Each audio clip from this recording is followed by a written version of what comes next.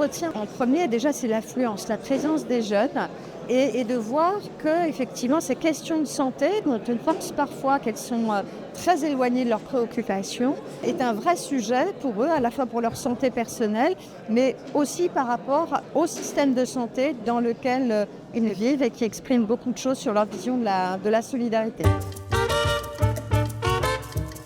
C'est la notion d'errance.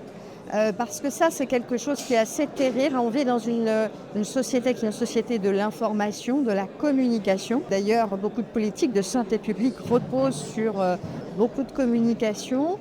Et on voit aujourd'hui que une partie de la population, notamment la jeunesse, qui passe à côté de ça et qui est en véritable errance, y compris lorsqu'elle arrive à trouver un interlocuteur. Il y a le terme d'invisibilisation aussi qui a été prononcé et je pense effectivement que c'est des choses qui doivent nous interpeller collectivement, y compris sur la représentation qu'on a de la jeunesse et de ses difficultés.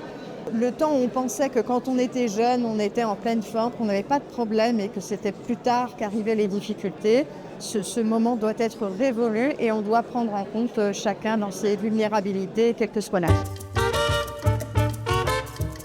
Sur cette question d'errance, je pense qu'il faut rappeler prioritairement le réseau d'information jeunesse. À Agen, il est à la médiathèque, il est en cœur de ville et je pense qu'il faut rappeler que c'est là que les jeunes peuvent aussi trouver une information généraliste, y compris sur les questions de santé, les questions financières et les questions de mobilité.